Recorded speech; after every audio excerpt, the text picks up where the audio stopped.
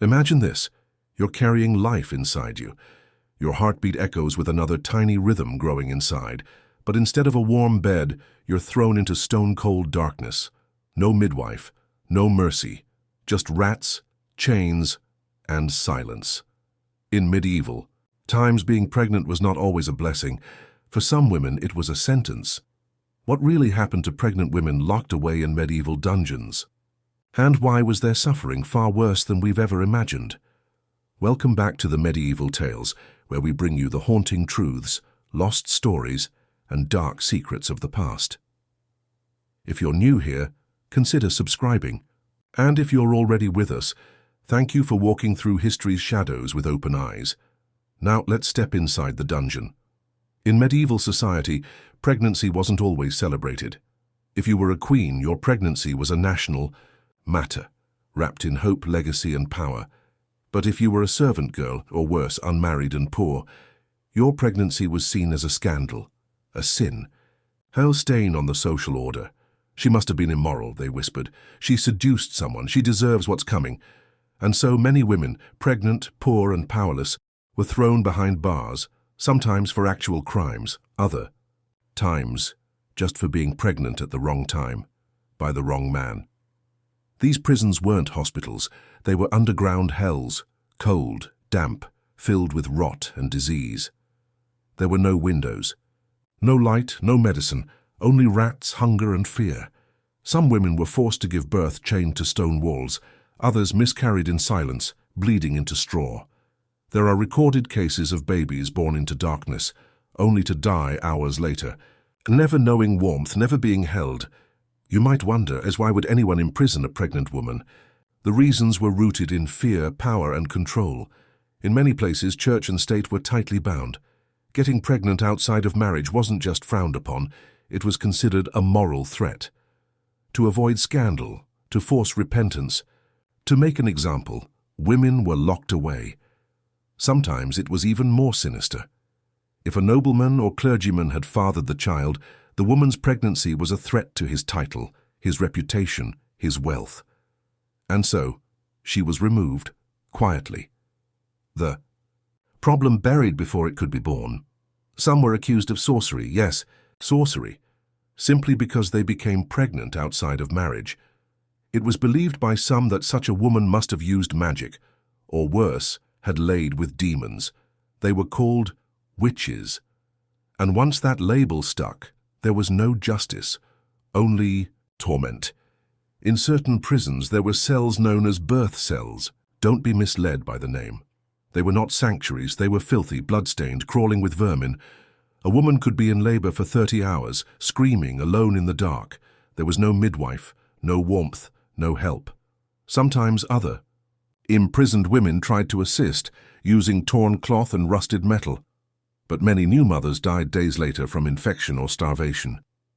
Those who didn't survive were buried in unmarked graves, often with their newborns. No name, no ceremony, no memory. There was one such woman whose name somehow survived. Agnes, a kitchen maid in 13th century France. She was just 17, pregnant by a knight who denied her. When she told the truth, they called her a liar, a seductress. She was thrown into a dungeon not for betrayal, but for honesty.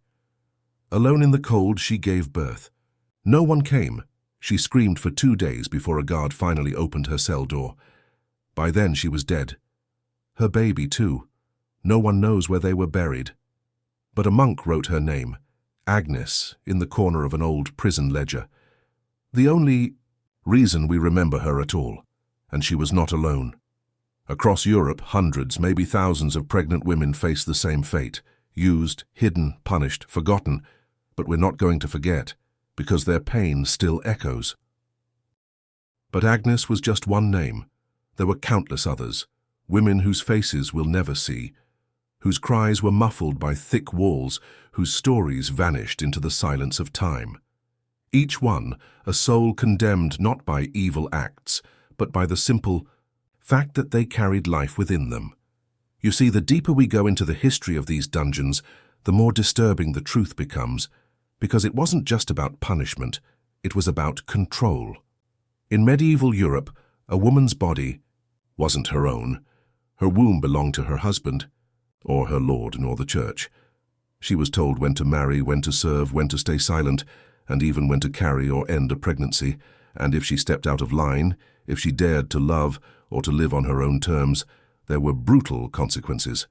Some women were accused of adultery not because they cheated, but because their husbands wanted to get rid of them.